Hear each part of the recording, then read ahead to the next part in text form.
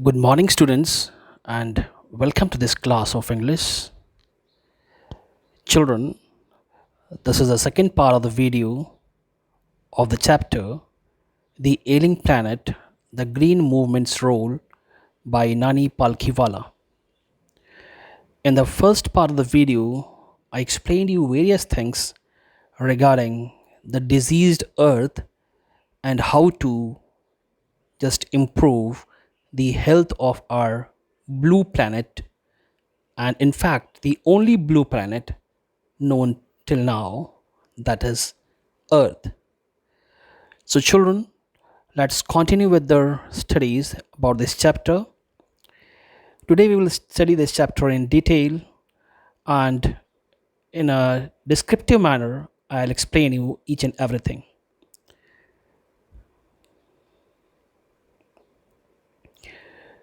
Before we move on to the chapter, that is the text, let's study these expressions. First of all, a holistic and ecological view.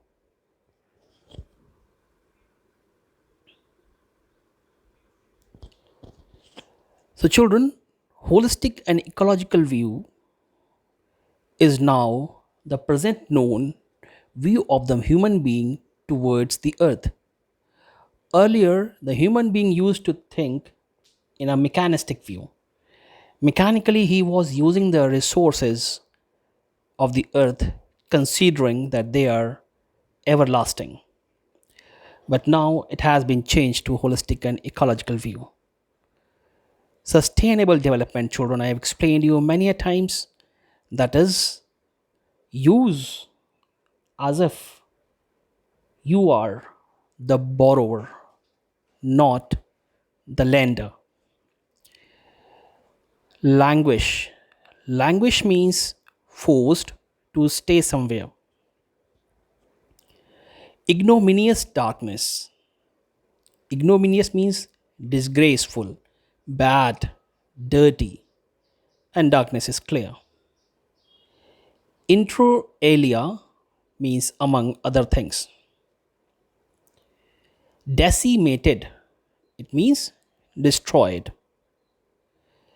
Catastrophic depletion. Catastrophe means any kind of disaster is known as catastrophe. Depletion means destruction. Transcending concern. Transcending means moving, changing. In fact, concern means the changing concern of human beings towards our environment. So, now, children, let's move on to the chapter.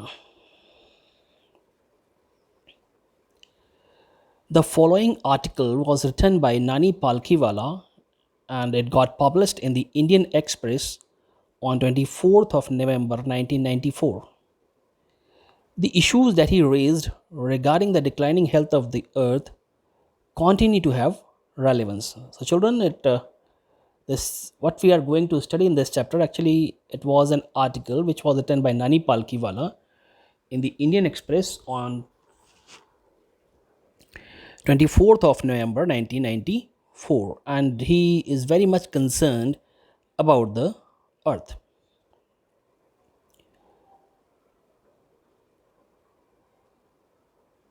One cannot recall any movement in world history which has gripped the imagination of entire human race so completely and so rapidly as the green movement, which started nearly 25 years ago. In 1972, the world's first nationwide green party was found in New Zealand.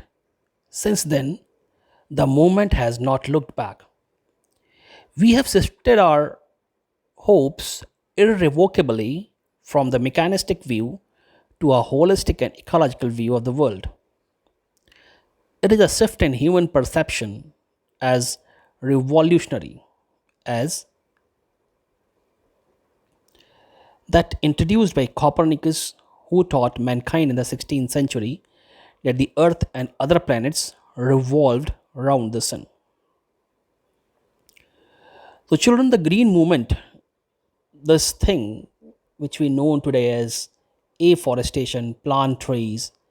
It all started nearly about 25 years ago. And the first party, that is Green Party, was found in New Zealand in 1972. Since then, this movement has gripped pace. It has only moved ahead. In fact, no other movement in the world history has excited human race so much as the green movement. For the first time, there is a growing awareness that that the earth itself is a living organism, as I have told you many a times, and it has its own metabolic needs. Also, I have explained you metabolism equals to catabolism plus anabolism. So earth has been considered as a human being, and shifting from mechanistic view, we have changed towards the holistic and ecological view of the world. Children, earlier, before Copernicus, they gave this fundamental that the sun is the center of this galaxy and this Milky Way, and all the nine planets revolve around the sun. Before that, it was considered that all all the planets revolve around the earth. It was only Copernicus who changed the concern of human beings. So, for the first time in human history, there is a growing worldwide consciousness that the earth itself is a living organism, an enormous being of which we are parts. It has its own metabolic needs and vital processes which need to be respected and preserved. So, earth has been considered as a human being. As a human being needs energy, needs rest, needs other things. In the same way, the earth also needs all these things. As a human being gets diseased, so earth also gets diseased. And the earth's vital signs indicate that a patient is in declining health. We have begun to realize our ethical obligations to be good stewards of the planet and responsible trustees of the legacy to the future generations. So today, the Earth's science children, this uh, article was published many years back, and since then till today, we have made a lot of progress towards afforestation. So this chapter has, or this article has been written according to that time.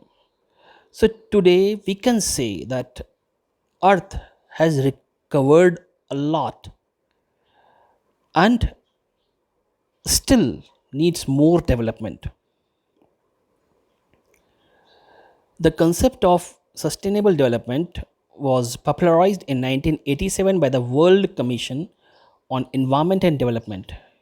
In its report, it defined the idea as development that meets the needs of the present without compromising the ability of the future generations to meet their needs. That is, without stripping off the natural world of resources future generations would need.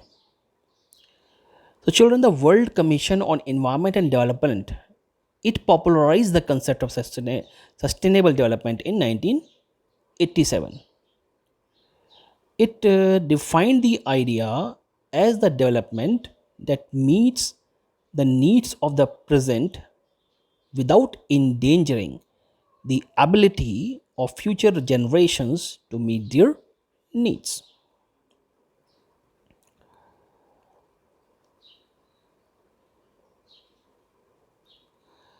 In the zoo at Lusaka, Zambia, there's a cage where the notice reads, "The world's most dangerous animal." And inside the cage, there is no animal but a mirror where you see yourself. Thanks to the efforts of a number of agencies in different countries, a new awareness has now dawned upon the most dangerous animal in the world. He has realized the wisdom of shifting from a system based on domination to one based on partnership. Children, if you are coming for the first time on my channel, so please don't forget to watch the video that is the first part of this chapter, the Ailing planet, where I've explained this thing that in Lusaka, Zambia, there's a cage, and in front of the cage, a display board is there, and on which it is written, "World's most dangerous animal," prompting the human being or the visitors to see inside. But what happens at the instant when they look inside, when they peep inside? There's a mirror, and then everything is clear. That is, the human being itself is the world's most dangerous animal.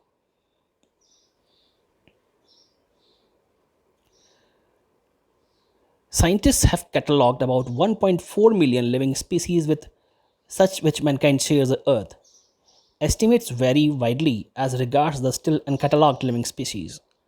Biologists reckon that about there 3 to 100 million other living species still languish unnamed in ignominious darkness. So, scientists they predict that around 1.4 million living species are there with which we share the earth, and still many a species are there which have been which are there which are still to be you know catalogued, which are still to be known, and they are lying in ignominious darkness. I have explained ignominious darkness. One of the early international commission which dealt inter alia means among other things with the question of ecology and environment was a Brand Commission which had a distinguished Indian as one of its members, Mr. L.K. Jha. The first Brand report raised the question, are we to leave our successors a scorched planet of advancing deserts, impoverished landscapes, and ailing environment? So the Brand Commission was the first international commission to deal with the question of ecology and environment. And the first brand, the report which was published by this commission, it raised only one question. What are we going to hand over our future generations? Dried earth, increasing deserts, poor landscapes, and ailing environment.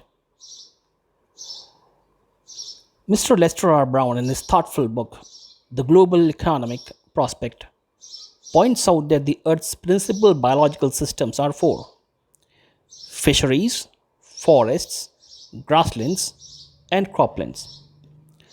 And they form the foundation of the global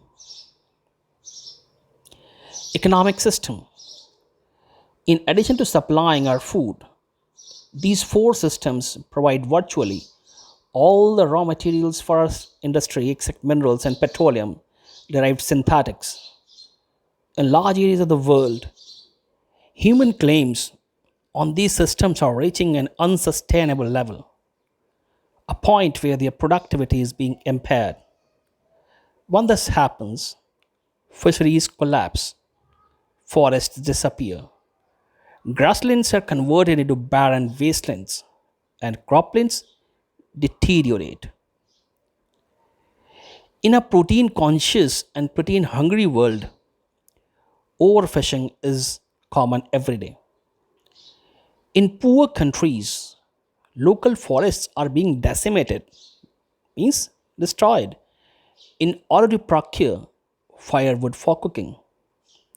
In some places, firewood has become so expensive that what goes under the pot now costs more than what goes inside it.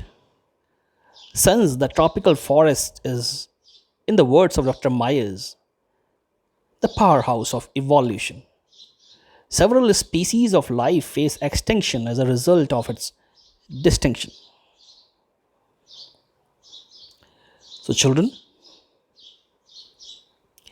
according to Mr. Lester R. Brown, Earth has only four main biological systems: fisheries, forests, grasslands, and croplands.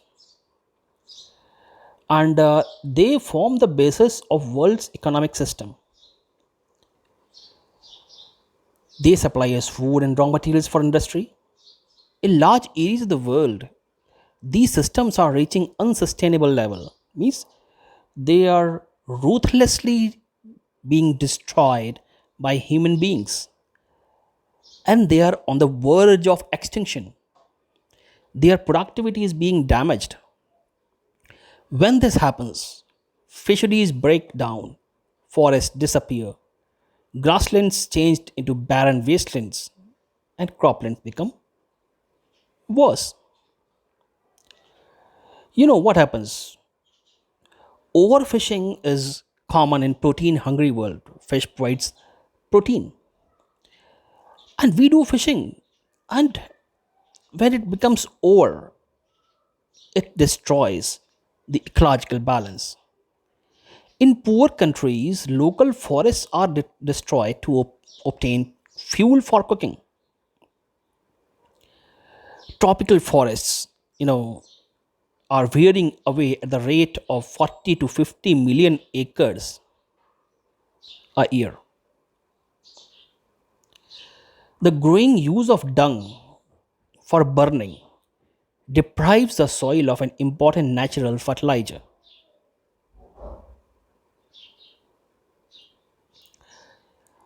It has been well said that forests precede mankind, deserts follow. So, first came the forests, then mankind, thereafter deserts. So, world's ancient patrimony of tropical forests is now eroding at the rate of 40 to 50 million acres a year. And the growing use of dung for burning deprives the soil of an important natural fertilizer. The World Bank estimates that a five-fold increase in the rate of forest planting is needed to cope with the expected fuel wood demand in the year 2000. So, what's happening? The growing use of dung for burning deprives the soil of an important thing, that is its natural fertilizer. What happens?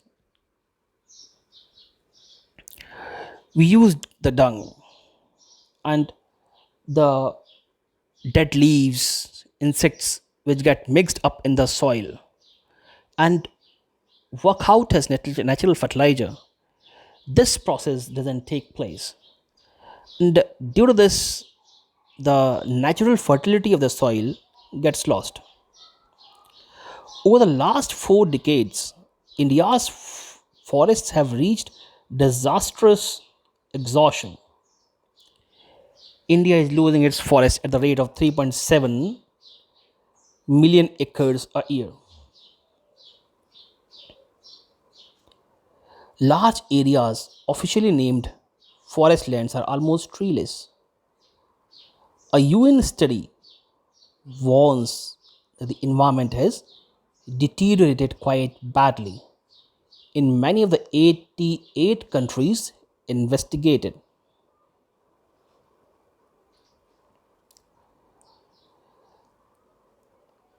James Speth, the president of the World Resources Institute, said the other day, we were saying that we are losing the forests at an acre a second, but it is much closer to an acre and a half to a second. See, such an such a striking situation means in a second we are not only losing 1 acre, we are losing about 1.5 acre of our forest cover. It means 1.5 acre of forest area gets decimated and turns out into a barren land or a desert.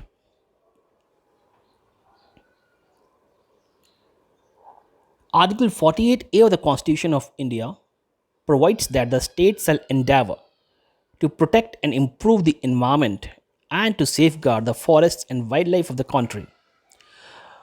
But what causes endless anguish is the fact that laws are never respected nor enforced in India. For instance, the constitution says that casteism, untouchability, and bonded labor shall be abolished. But what's there? They flourish shamelessly even after 44 years of the operation of the constitution. A recent report our Parliament's Estimates Committee has highlighted the near catastrophic depletion of India's forests over the last 4 decades. India, according to reliable data, is losing its forests at the rate of 3.7 million acres a year. Large areas, officially designated as forests, land are already virtually treeless. The actual loss of forests is estimated to be about 8 times the rate indicated by government statistics. So, children, our constitution is the world's largest constitution. It has adopted various good things from the constitution of various countries like Britain, America, Ireland, Russia. And what our constitution says, that is the state. State here means the country, not I'm talking about JNK, Bihar, Uttarakhand, etc. State here signify the country. It will work out and it will protect and safeguard the forest and wildlife of country.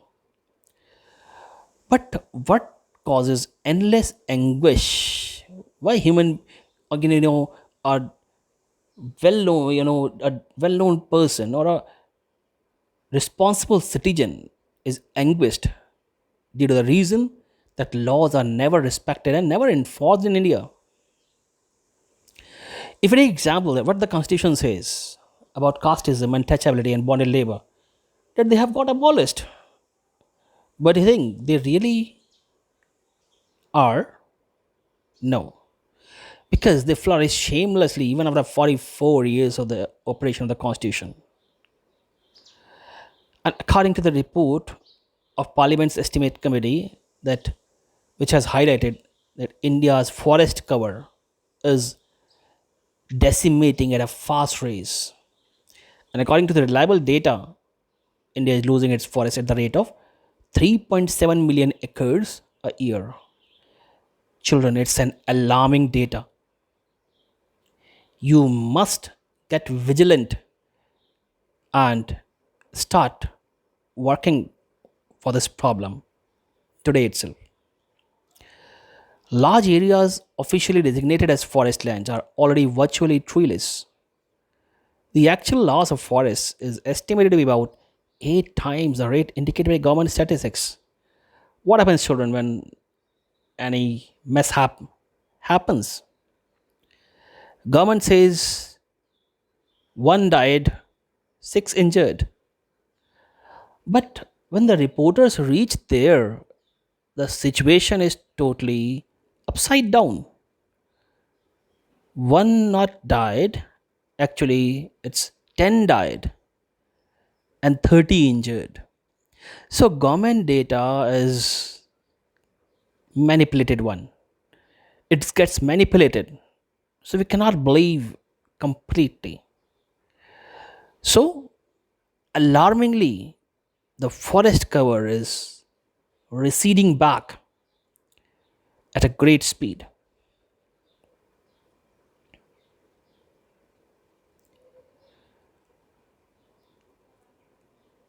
A 3-year study using satellites and aerial photography conducted by the United Nations warns that the environment has deteriorated so badly that it is critical in many of the 88 countries investigated.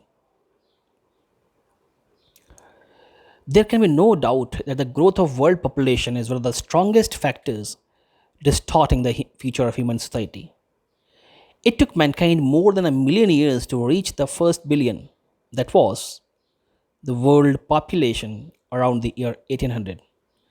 By the year 1900, a second billion was added, and the 20th century has added another 3.7 billion. The present world population is estimated at 5.7 billion. Every 4 days, children, every 4 days, the world population increases by 1 million. Children, the growth of world population, it's a very strongest factor which is, you know, distorting the future of humankind. See, I can explain you like this data which is in front of you in on the screen. If you are not able to get this data, let's understand it this way. Suppose 1 acre land is there of a farmer. He has four sons. So what will happen? 1 acre equal to I think children 6 biga.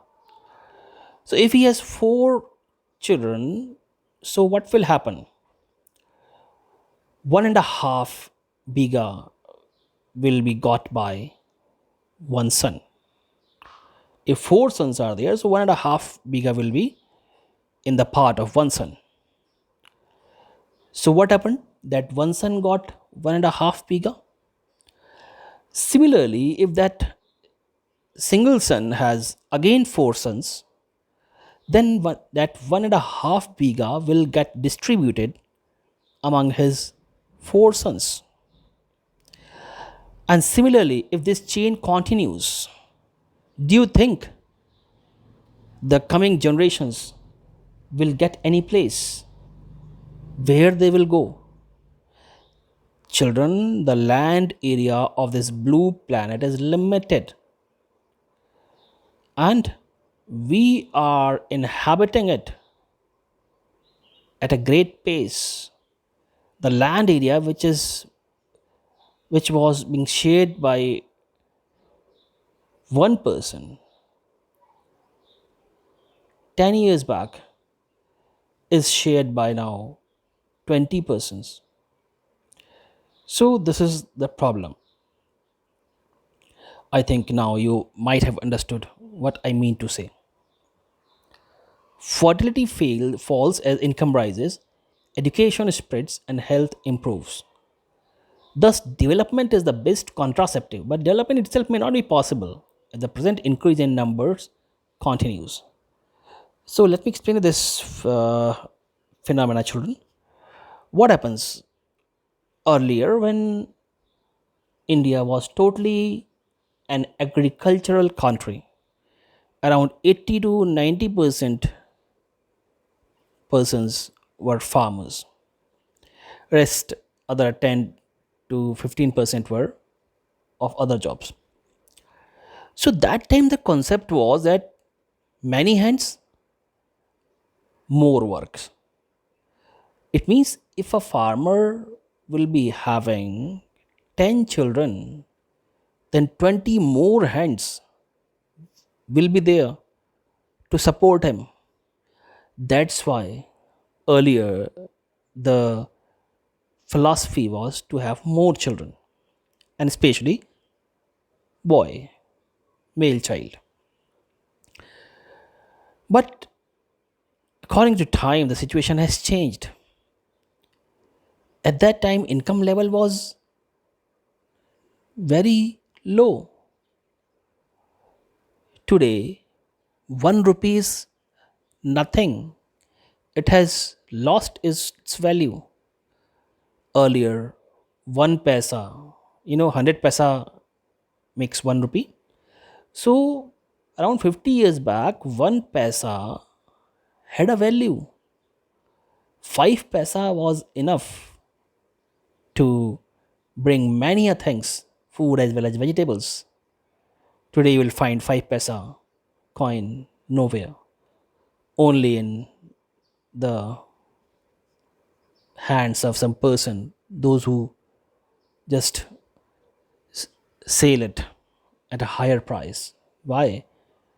Because it's a memory. So, children, the thing is that now we have raised income level, we are educated.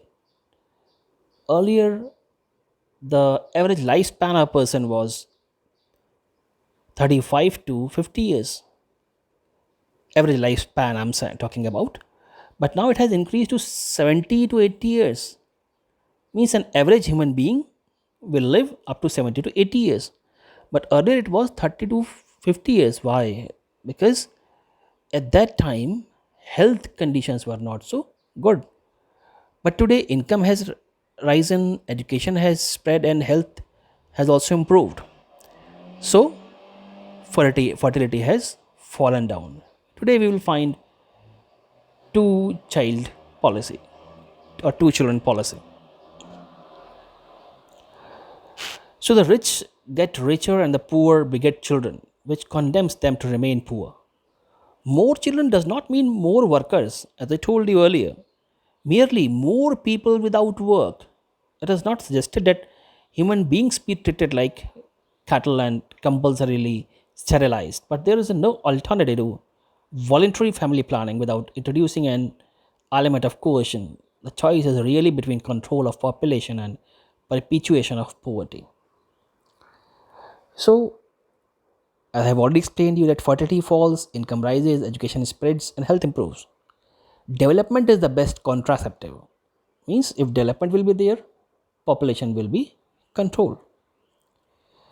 But development cannot be possible if population goes on increasing at this rate. The population of India is estimated to be 920 million in 1994. It is more than the entire population of Africa and South America put together.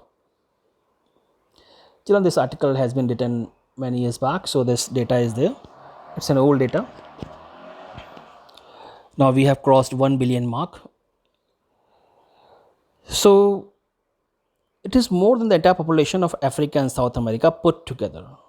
Unless population control is given topmost priority, the half of the people would die in their hungry hutments.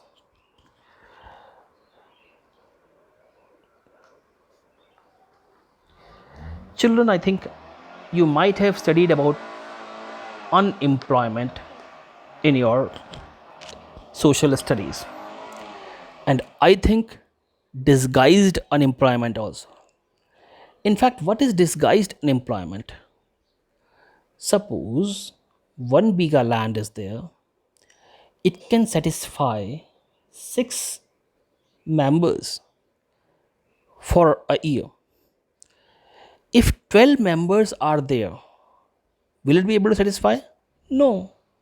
If one person is getting 4 chapatis when the number of persons is 6, how many chapatis will that person get when the number of members will increase to 12?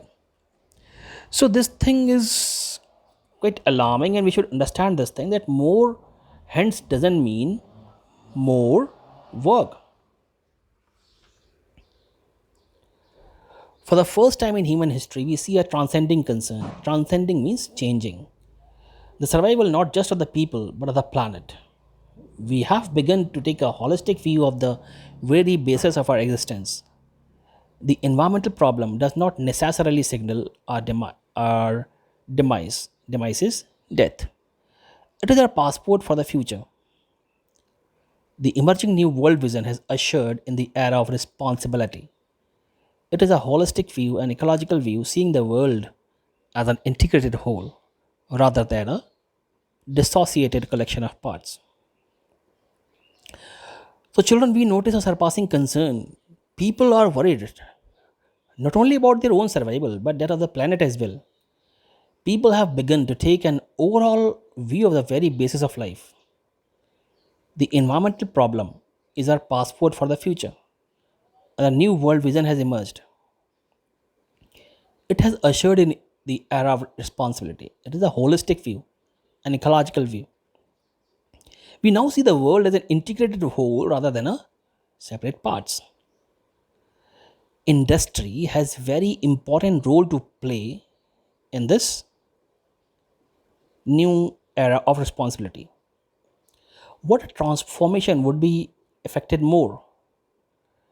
Businessmen shared the view of the chairman of DuPont, Mr. Edgar S. Woolard, who 5 years ago declared himself to be the company's chief environmental officer.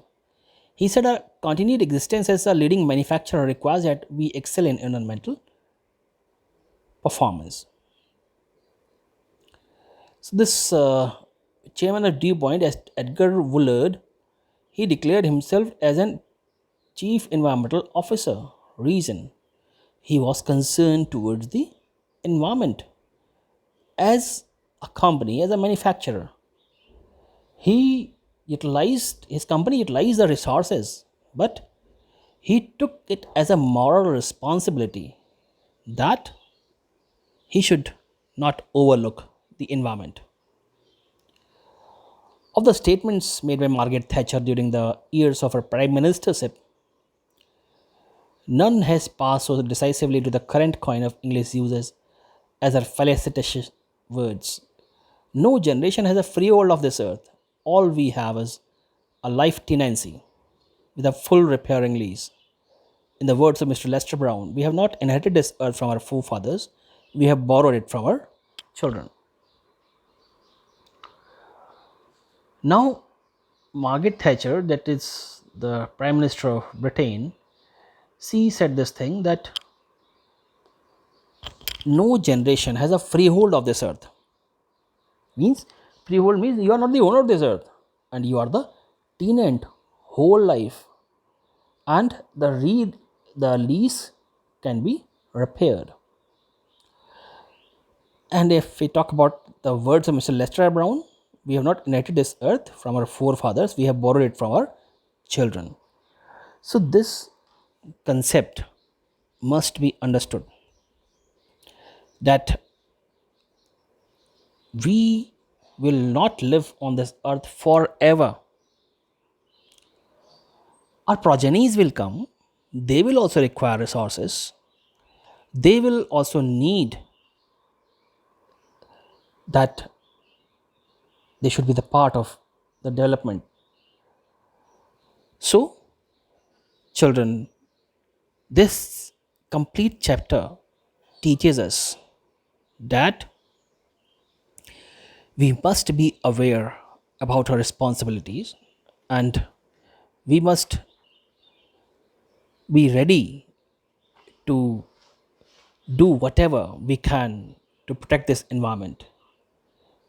Children, day to day things will remain as ever, but we should have a broader outlook where, with the help of our insight, we can look upon the things which gets which remain actually hidden because we are busy in our day-to-day life. The children, that's all about this chapter.